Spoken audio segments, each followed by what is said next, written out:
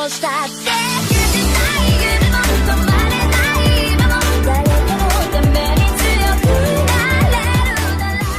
selamat datang di channel gua.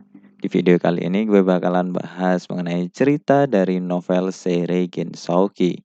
Video ini adalah lanjutan dari video sebelumnya. Dan juga video ini bakalan berisi spoiler bagi kalian yang belum baca novel atau nonton animenya.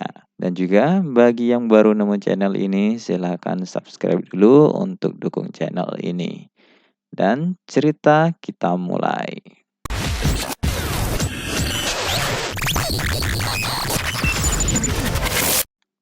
Cerita diawali dengan kenangan dari gadis kelas 3 SD yang menangis karena lupa turun di pemberhentian bis sebelumnya dan juga dia sudah kehabisan uang.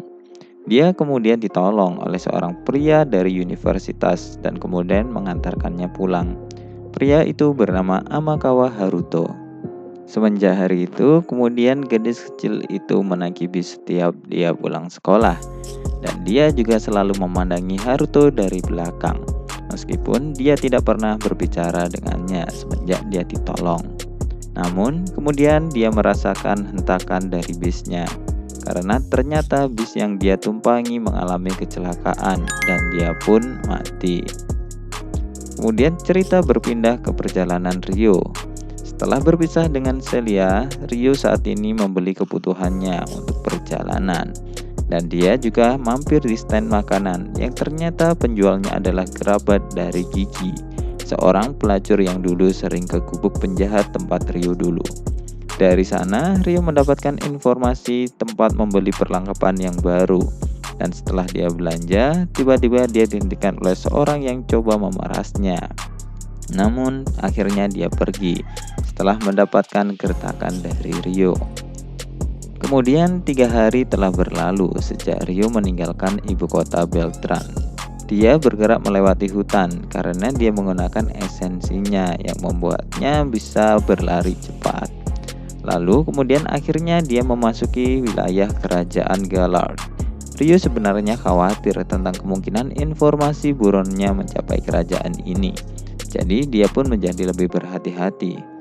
Di kerajaan ini, Ryo mengisi persediaannya kembali dan juga mencari informasi sambil membeli makanan. Dari informasi yang dia peroleh, dia saat ini berada di kota Amande, kota perdagangan, di mana Nona Liselot yang mengatur kota. Liselot adalah gadis muda berbakat, anak dari seorang Ju. Dia sudah melakukan banyak perubahan pada kota dan hal yang menarik adalah dia menciptakan resep makanan yang sama dengan yang ada di bumi. Ryo berpikir bahwa ada kemungkinan bahwa Liselot adalah orang bumi yang mengalami nasib yang sama dengannya. Setelah itu, kemudian Ryo pergi ke Richard Guild untuk membeli pasta. Setelah Ryo masuk, kemudian dia melakukan administrasi dan juga pengecekan yang dilakukan oleh Lotte, seorang petugas di sana. Ryo kemudian membeli cukup banyak pasta dan gandum, yang mana membuat Lotte agak terkejut karena Ryo hanya sendirian. Sambil menunggu pesanan, Ryo kemudian mengobrol sambil minum teh dengan Lotte. Ryo juga mengirimkan surat ke Celia melalui guild ini, dan kemudian dia pergi. Saat Ryo sudah pergi, Lotte berpikir tentang siapa sebenarnya Ryo. Dan kemudian dia lanjut bekerja setelah dipanggil oleh temannya yang menggodanya seperti Lotte tertarik ke Ryo. Kemudian setelah Ryo pergi dari guild, dalam perjalanan dia bertemu dengan gadis bernama Chloe. Dan dia menawarkan penginapan. Ryo setuju dan akhirnya memesan kamar dari penginapan Chloe. Saat makan malam di penginapan ada orang mabuk bernama Das yang kemudian mengolok-olok Haruto karena dia minum bir. Haruto dia olok-olok karena dia memiliki tubuh yang kecil dan dianggap anak-anak dan harus minum susu saja. Kemudian karena tidak ditanggapi oleh Haruto, orang itu kemudian marah. Lalu kemudian mencari gara-gara dengan Haruto. Das memanggil temannya yang kemudian menyerang Ryo yang tentu saja dapat dikalahkan oleh Ryo. Dalam posisi terdesak, Jen, teman dari Das, mengeluarkan pisau dan kemudian menyerang Ryo. Namun Ryo berhasil menangkis pisau dan kemudian pisau itu malah mengenai temannya sendiri yang bernama Asil. Dan kemudian pertarungan pun berakhir. Rio kemudian karena kasihan menyembuhkan luka Asil dengan sihir. Dan hal ini ternyata membuat kaget semua orang karena sihir dianggap hanya bisa digunakan oleh para bangsawan. Dan di pagi harinya, Rio meninggalkan penginapan. Pemilik penginapan berterima kasih kepada Rio karena sudah meredam pertikaian semalam. Saat Rio akan pergi, ada orang mabuk yang kemudian masuk dan bersikap kasar pada pemilik penginapan. Kesal karena itu, Rio kemudian menggunakan sihir untuk menghilangkan mabuknya dan kemudian menyuruh pria itu untuk meminta maaf. Lalu Rio pun akhirnya pergi dan meninggalkan kota. Di perjalanan, Rio kemudian bertemu dengan seorang gadis werewolf yang menyerangnya menggunakan pedang dan juga anak panah kecil. Rio berhasil menghindar, namun dia terkena panah kecil di lehernya. Nampaknya anak panah itu terdapat racun karena seketika kekuatan Rio berkurang. Namun secara diam-diam ternyata Rio mencabut dan menetralkan racunnya menggunakan sihir. Dan dia kemudian berpura-pura racunnya bekerja. Gadis itu kemudian menyerang Rio dengan kecepatan yang luar biasa. Namun Rio kemudian bergerak dengan kecepatan yang sama juga dan juga mengeluarkan pedangnya. Pertarungan berlanjut. Gadis itu menyerang Rio dengan ganas, namun Rio mampu menghindarinya. Bahkan dia malah mengamati pergerakan dari gadis itu. Saat gadis itu akan melakukan serangan menikam ke jantung Rio, Rio kemudian menggunakan momentum itu dan malah berhasil menjatuhkan gadis itu. Dan pertarungan pun berakhir. Gadis yang mengetahui akan kekalahannya kemudian menangis dan meminta pertolongan dengan menyebut mamanya. Rio bingung dengan hal ini dan kemudian Rio yang ingin menenangkan kemudian menggunakan sihir tidur. Setelah itu Rio menyadari bahwa gadis itu adalah budak karena dia menggunakan kalung budak. Rio kemudian melepaskan kalung itu menggunakan kekuatannya lalu membangunkan gadis itu. Saat gadis itu bangun, Rio menanyakan beberapa hal seperti siapa yang mengirim dia untuk membunuhnya. Gadis itu tidak tahu. Dia hanya tahu nama orang yang melatihnya, yaitu Stewart. Nama itu tidak asing bagi Rio, karena dia adalah teman di akademinya.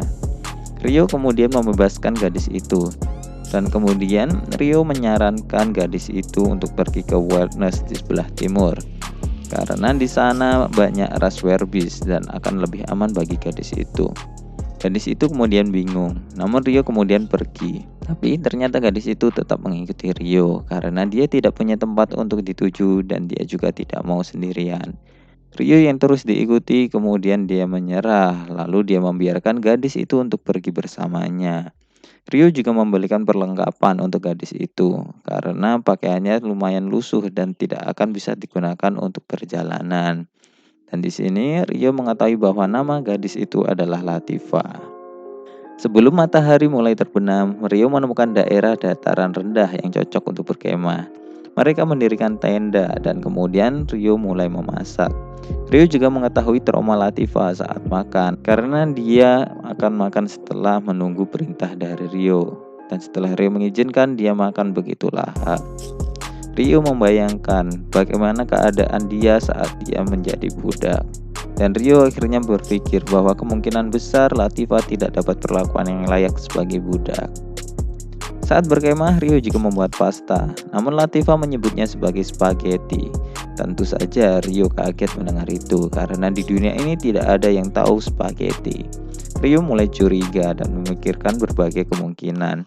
Dan hal yang mungkin adalah Latifah berasal dari dunia yang sama dengan Haruto. Dan kemudian melihat umur dari Latifah, Rio merasakan kengerian setelah memikirkan apa yang terjadi pada gadis kecil itu. Yang mana setelah dia pindah ke dunia ini menjadi budak, padahal di kehidupan sebelumnya dia hidup makmur. Setelah itu, Rio kemudian memberikan pasta yang nampak sangat disukai Latifah karena dia sudah tidak terlalu nafsu makan lagi. Rio dan Latifah akhirnya mencapai dataran Wilderness dan mereka kemudian membuat tenda untuk beristirahat. Saat tertidur, Latifah memimpikan kejadian ketika pertama kali terbangun menjadi budak dan kengeriannya. Latifah kemudian ngelindur dan berteriak-teriak.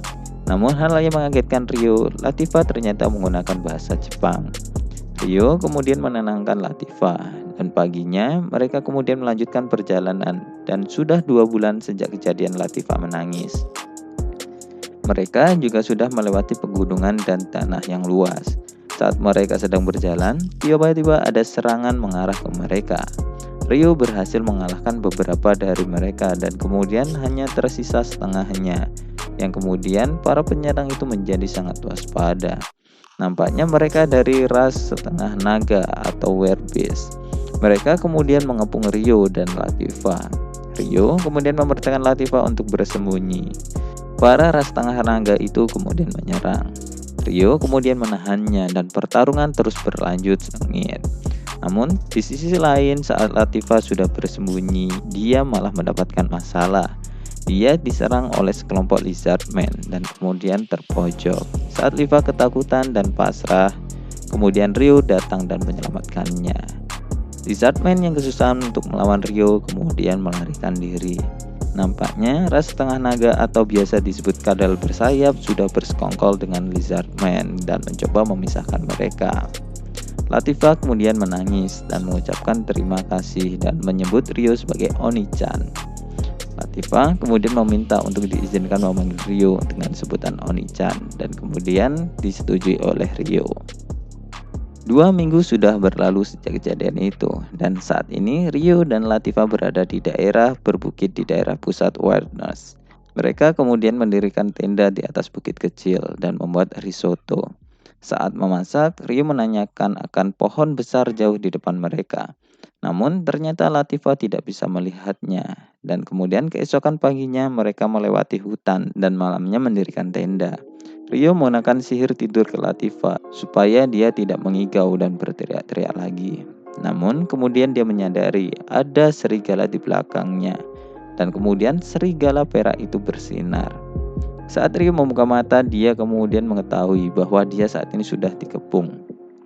Rio berniat untuk bernegosiasi, namun tidak didengar, dan kemudian mengeluarkan sihir pendeteksi untuk mengetahui seberapa banyak yang mengepung Rio, karena matanya masih belum terlalu pulih. Para demi-human berbicara menggunakan bahasa mereka, jadi Rio tidak mengetahuinya. Rio di sini diserang oleh para demi-human.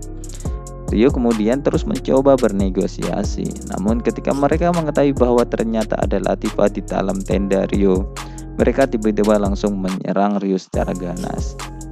Rio mencoba untuk menjelaskan, namun salah satu dari mereka tidak mendengarkan dan akhirnya Rio terkena serangan telak dan dia pingsan. Kemudian Rio dibawa ke penjara dan Latifah ditempatkan di ruang yang berbeda.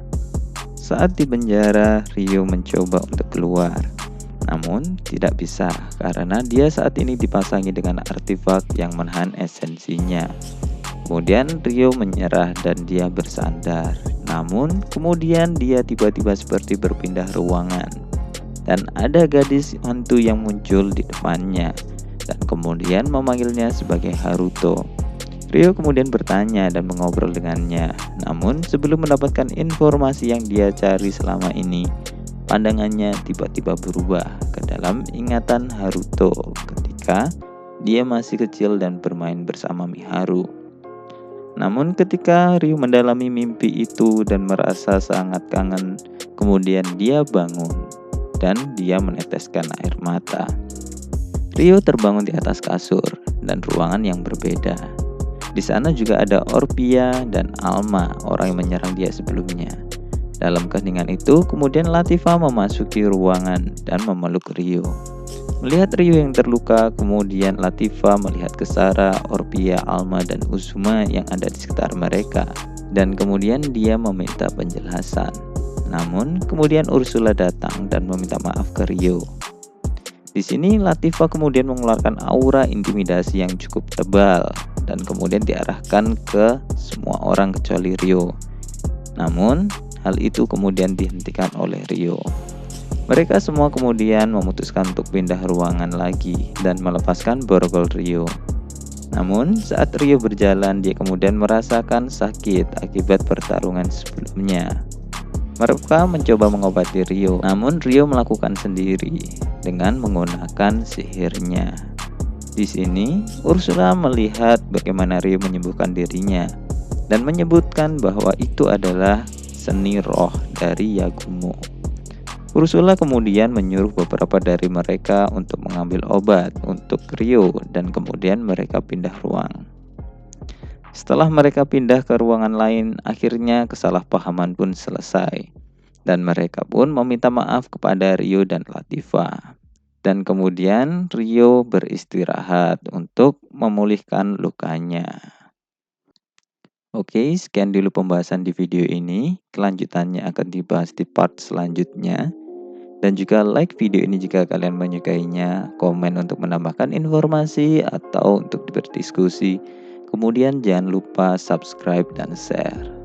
Terima kasih sudah mendengar dan goodbye.